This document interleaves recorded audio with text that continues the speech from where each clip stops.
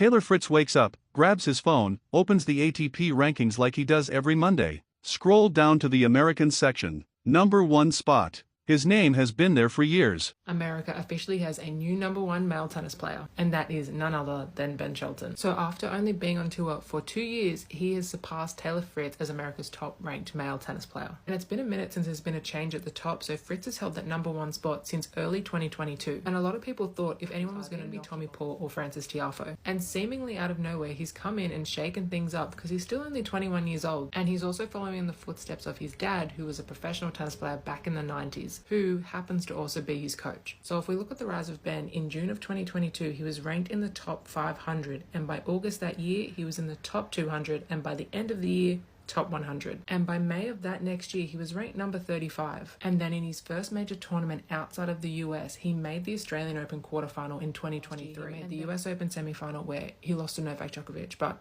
fair play, greatest player of all time. And then in April of this year, he won his first ever clay court title in Houston, which is huge because we have the French Open coming up in May. And because Americans aren't generally known for their clay court tennis, he has a real potential this clay court season to widen the gap between him and the other American players, and potentially crack the top 10 if he keeps going the way he is now. So if you aren't keeping up with the tennis tour, now's a great time to start because there are so many little storylines going on at the moment, and the battle for the top male American tennis player is just one of them. And lucky for you, I post everything tennis so I can keep you up to date with it.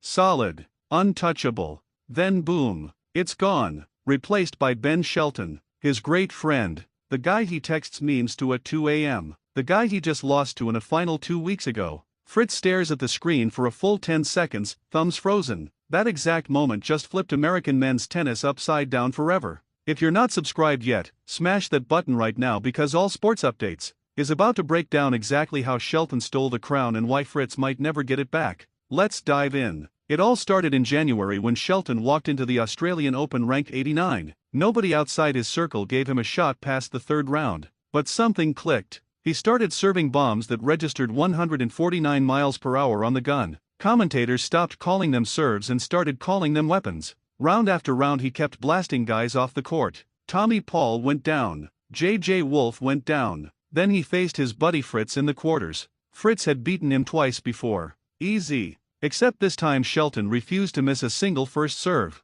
22 aces later Fritz was shaking his head at the net. Shelton didn't just win, he announced himself. By the time he lost in the semis he had jumped 30 spots overnight. The rocket had officially launched and nobody saw the trajectory coming. Fast forward to Houston in April. Clay courts. Shelton grew up on hard courts and everyone said clay would slow him down. Wrong. He won the whole thing without dropping a set. Beat Tiafoe in the final with a second serve ace on match point. The crowd went silent then erupted. That title pushed him inside the top 40 and suddenly brands started calling. Nike dropped new kits. Gatorade flew him to shoots. But Shelton stayed in the gym until midnight every night. His dad Brian, former pro, kept saying one thing: the serve is great but the return has to catch up. So Shelton spent hours standing 2 feet inside the baseline taking returns at his ankles from his little brother. Looked insane. Worked like magic. By Wimbledon he was breaking serve 3 times a match against top 20 guys. Then came the Asian swing and everything exploded.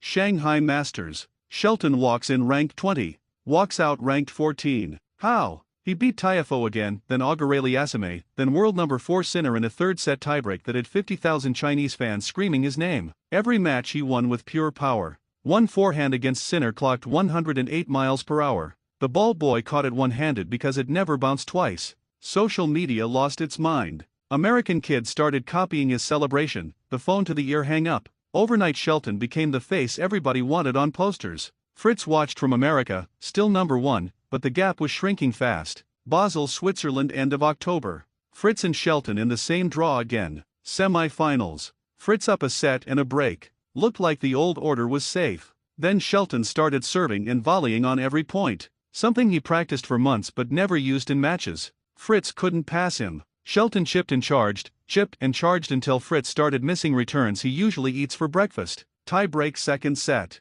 Match point Shelton. He hits a 142 miles per hour serve down the tee. Fritz guesses right, frames it into the stands. Shelton screams so loud the microphone cracks. Next day he wins the final against Humbert. Jumps to 13 in the world. Fritz drops to 11. For the first time ever, Shelton is the highest-ranked American man. The throne changed hands in one weekend. The numbers don't lie, but they don't tell the full story either. Shelton played 72 matches this year, won 48, made 5 finals, won 3. Fritz played 65, won 45, made 4 finals, won 2. But Shelton did it against harder draws. Beat 4 top 10 players. Fritz beat 2. Shelton gained 2,500 ranking points since January. Fritz gained 800. The gap wasn't luck. It was work. Shelton changed his diet, cut sugar completely, added yoga for flexibility so he could slide on clay. He hired a sports psychologist after Miami because he said losing to friends hurt more than losing to rivals. Every detail got upgraded while Fritz stayed steady. Steady lost to surging. Now the rivalry everybody wants. Shelton versus Fritz at the ATP Finals in Turin this week. First time the American #1 faces the former #1 with everything on the line. Shelton says they're still boys, still text every day, but on court it's war. Fritz says he's motivated, not mad, but you can hear it in his voice. That edge, that need to prove the rankings got it wrong. One match won't settle it, but it starts the new chapter. Shelton has the serve, the speed, the swagger. Fritz has the experience, the backhand, the big match cool. Whoever wins controls American tennis for the next 5 years. This is All Sports Updates, bringing you every angle before the first ball bounces. Drop your prediction below, Shelton or Fritz, and smash like if you're ready for the showdown. See you courtside.